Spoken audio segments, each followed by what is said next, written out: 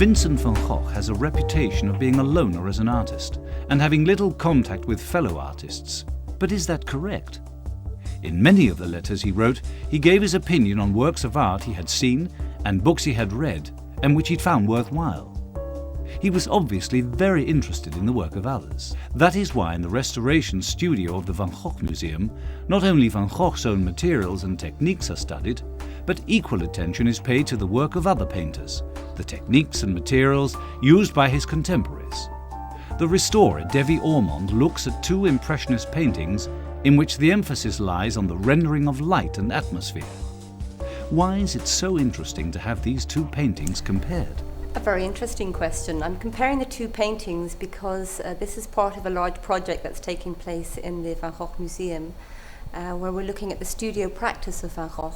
And it's often been believed that Van Gogh was quite an isolated artist working on his own, but that is actually not the case. And what I'm doing at the moment is I'm looking at works of art done by contemporaries of his, artists that he might have met, or perhaps paintings that he might have seen by these artists, and seeing to what extent he was influenced by them and how those works and the works of the artist might have influenced his development as a painter. We're looking at a painting by Claude Monet and a painting by Van Gogh, painted in very different times, and this is in the winter of 1874, and this is painted in, the Van Gogh was painted in summer of 1887. Both are painted in an impressionist manner, and you can see how the ground layer, the pinkish grey layer in the painting, is very much part of the composition. You can see it in the windows and the reflections of the water. Van Gogh has done the same, using the ground, in this case rather than it being pink, it's whitish grey, and again being used as part of the composition. The brush strokes are very interesting in that they're quite broken up as a result of the texture of the canvas being very visible. And you can also see that with Van Gogh's brush strokes, that they are broken up. You can see with the naked eye that the ground layer shines through. But that is not all, of course. So the question is, what else can you see through a microscope? A microscope is of great importance in finding out more about technique of the artists. You might recall that I mentioned something about texture and how important it was to Impressionist paintings. And if we look under the microscope, you'll see the impasto, that's a thick paint applied by Van Gogh, on top of the white grey ground.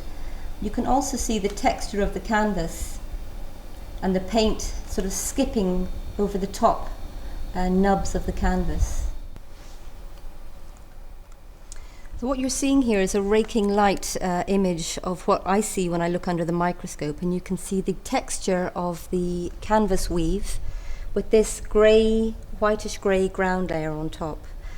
The brush strokes are broken up as a result of the texture of the canvas being exposed, and also you have quite a thick application or impasto of paint, which probably was applied directly straight from the tube. And this is all very typical of en plein air painting, and again all very characteristic of Impressionist painting techniques. The restorer also closely studies the reverse side of a painting, which also provides a lot of interesting information. If no lining was added to give support to the canvas at a later date, the original back of the painting can teach us all sorts of things we would otherwise never have known. What we're looking at here is the original backside of the Monet painting. And you'll see we have the canvas stamp that's visible, and that can give us information as to where Monet would have bought that particular piece of canvas in Paris and from which colourman. So it helps us in the dating. Unfortunately, with the Van Gogh painting, it's lined, so what you're looking at here is not the original canvas. And that is really unfortunate for us, because the information that we would like to get from the canvas we can't get from the painting itself.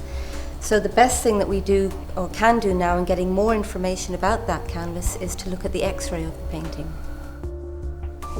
What we're looking at here are two X-rays. The top X-ray is the X-ray of the Van Gogh painting, and the one here on the right is the X-ray of the Monet painting. So you can see the tacks around the edges, you can see the strainer on which the canvas is attached. And what this tells us that we couldn't see in the painting is how fine the weave is of the canvas, And the information we can get from this is very important in understanding Van Gogh's studio practice.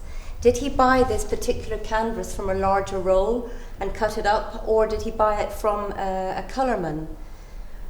If we look at the Monet X-Ray, you see here there's a rather unusual dark patch in which the brushstrokes don't seem to go across.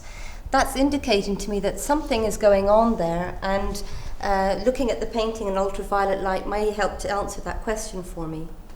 Using X-rays allows you to see things you can't discover by just looking. For instance, the material that lies hidden under the top layer. Any overpaintings or repairs will then be revealed. Are there any other methods that will show them up? You might recall when we looked at the X-ray of the Monet painting, there was a dark area that I thought looked a little bit suspicious. So what I'm going to do now is look at the painting in ultraviolet light and see how that might react when we look at it in UV light.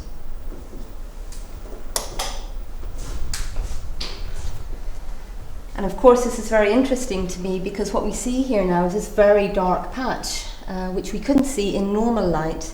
What that indicates to me is that this is possibly restoration. It's different materials have been used than the materials used by the artist. The comparison of these two paintings has given you a lot of new information. Can you draw a general conclusion yet? Yes, I can. I think the general conclusion that we can get is how important the technical examination is in our understanding of Van Gogh as an artist. To look at his work and see how he might have been influenced by those artists around him, such as these two paintings, painted in a very impressionist style, as can be seen with a very well-known impressionist artist, Monet. And I think that further emphasises the fact that Van Gogh was not an isolated artist. He was very, very keen to talk to other artists, to see other paintings, and to learn as much as I possibly can from them. So I think it's time now to put this painting back in the frame and put it back up on the wall so that the public has the pleasure of enjoying it as much as I have.